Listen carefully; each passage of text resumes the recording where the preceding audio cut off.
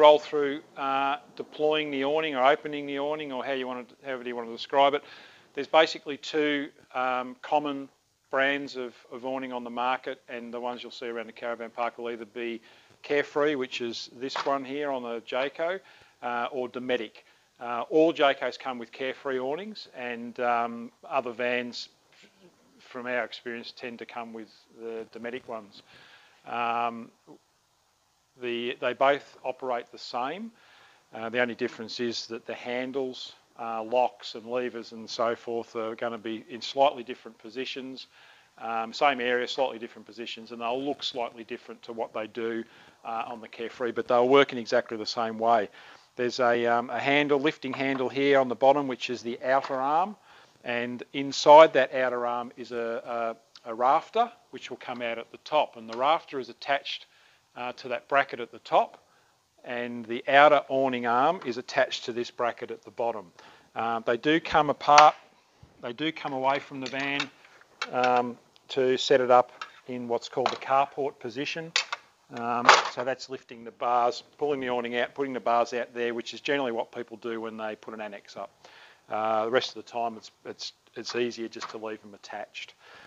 So to deploy the awning, some people have these clotheslines attached to their awning arms. It's an aftermarket thing, which you kind of do yourself. We've got a bracket in the middle there that stops the wire from bouncing up and down and hitting the van, so we've got to take that off before we can open our awning. Now we're back to the standard opening procedure, which is exactly the same on both units. The only difference is that on the Carefree unit, the locking mechanism, which is on this barrel at the top, both awnings have it, and it's a small arm that hopefully you can pick up there.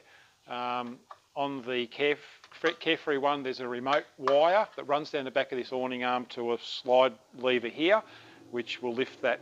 So if we slide that lever up, you'll see that there's an arm under here, like it's attached to a wire which runs through the back of the awning. And if I lift it up, you'll see that pushes.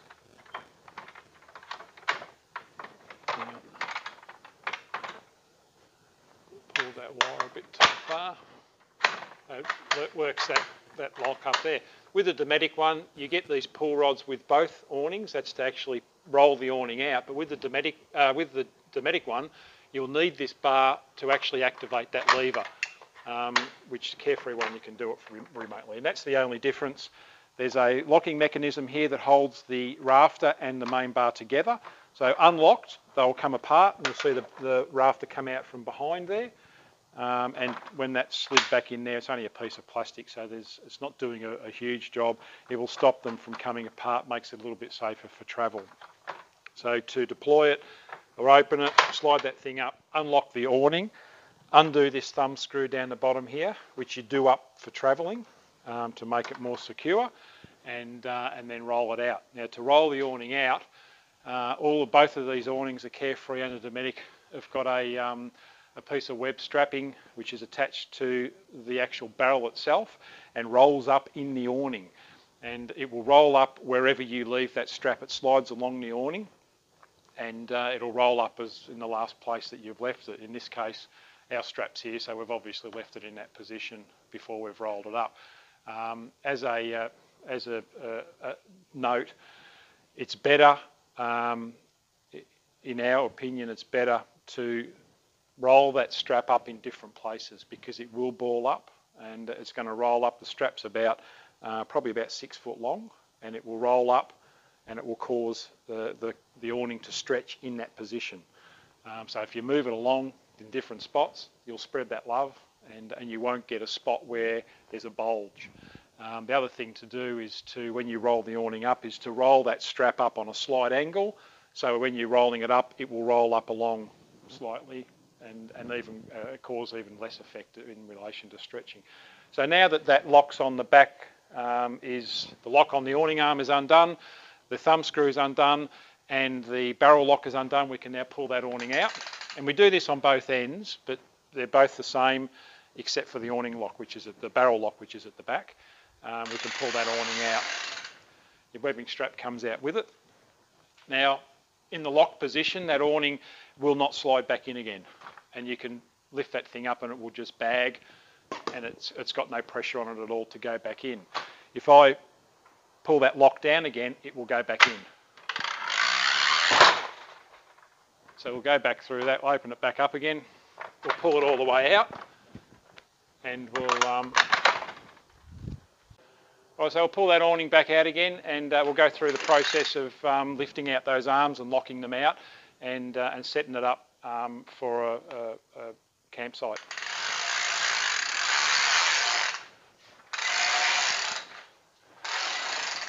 Now it's important with the awning that there's a sail track on the inside of all awnings, which is where the annex will slide in, the annex wall will slide in.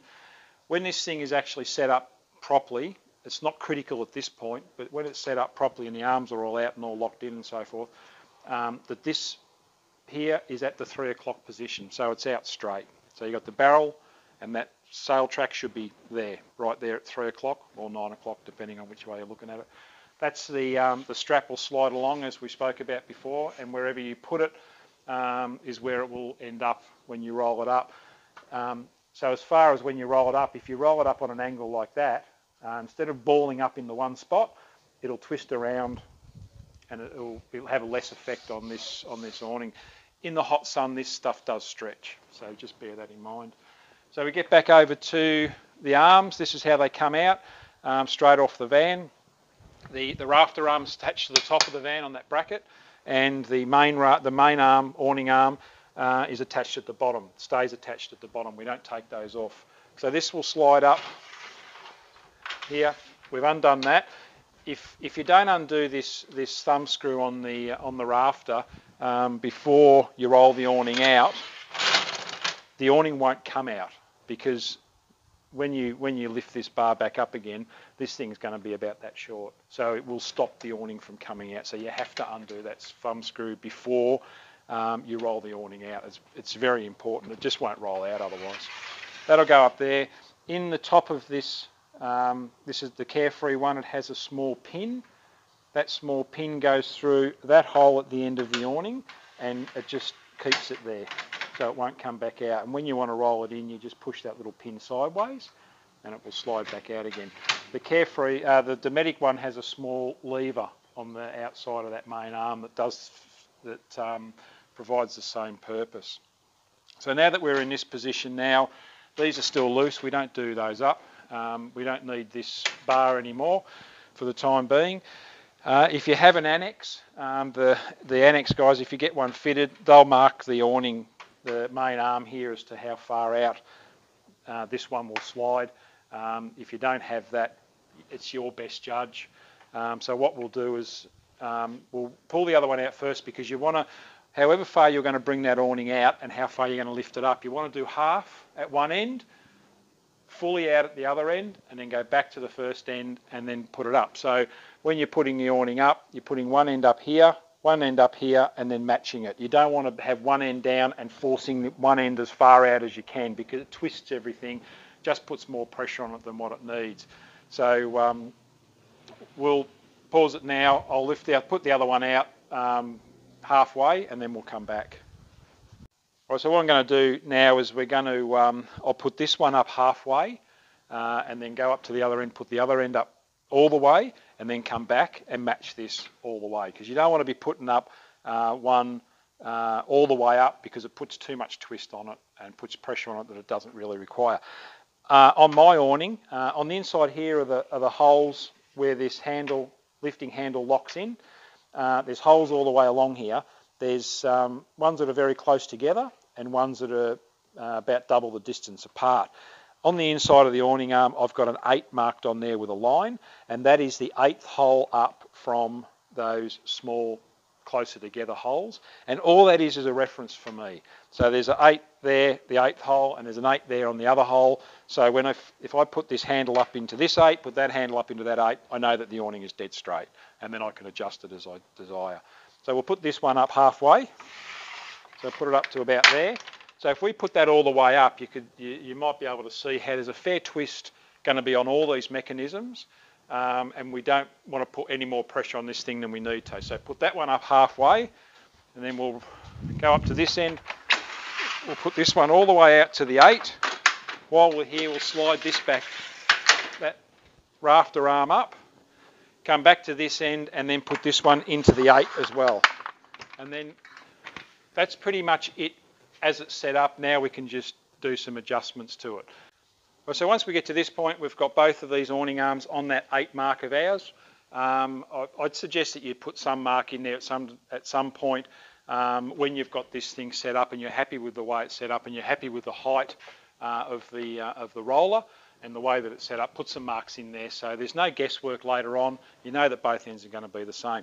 What we'll then do now is we'll drop the back one. This is the back of the van, so we'll drop that down 2 holes. And we do that for 2 reasons. What we want to do is give the water, if there's a torrential rain, we want to give the water as much opportunity to get off this awning material as we can, because there is a possibility that it will pool in this area here and it will eventually fill up with water and it will rip this awning off the van. So it's important to give it a little bit of runoff. We have a fair amount of fall on the awning now because we drop it down to head height, and that's a 10 foot, the van's 10 foot high and I'm 6 foot, so that's 3.5 foot higher than what I am, so there's a fair amount of runoff on that now. The second reason, which is probably more important for us, is that rain and the air conditioning condensation that comes out of that unit on the top of the van's got to go somewhere, and we don't want the water running off at our front door or in the area where people are coming in and out of our camp, more often us than anybody else. You create puddles, you create mud. So the awning, by dropping the back of the awning down a little bit, any water that gets onto this awning is going to tend to run toward the back of the van. So any condensation from the air conditioner, which we keep the front of our van up a little bit higher than the back for that reason.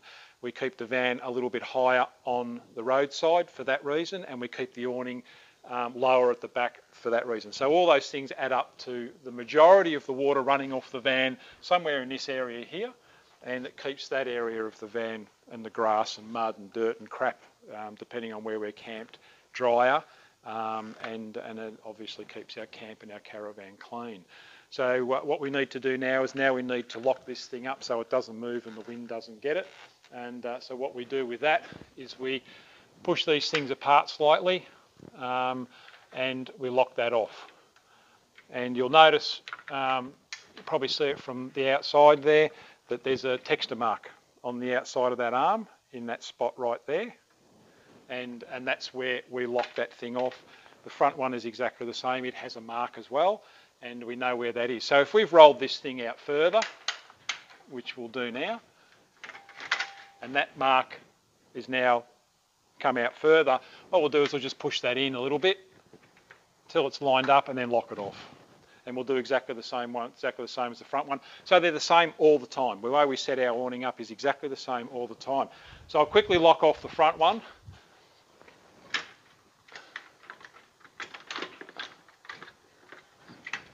And now what we'll do, this is a very important part of the awning, is we need to put this back into the travel position, which means adjusting this barrel lock back to the roll-in position, or the position it was before we pulled it out. Because what's going to happen now is a wind that gets underneath this thing is going to roll that awning out further, and it's going to start to blow around. So we want to make this thing as tight and firm as we can. So we pull that thing, we push that lever back down, and that rolls back in. It tightens up the whole thing, and now that awning, the awning cannot roll out any further. So that's about as solid as it's going to get without any external assistance. But so you can see with just in the factory here, just lifting it up and down, you can see there's a lot of movement in that, and you can hear the banging and crashing of the awning arms. So that's what it will do when it gets a bit of wind underneath it. So what we'll do now is we'll put the Aussie Traveller anti-flap kit on, show you how that goes on, and that will firm up the whole thing, and it'll take a fair amount of wind before it causes any drama. A hell of a lot more wind than what this will take now as it's sitting here.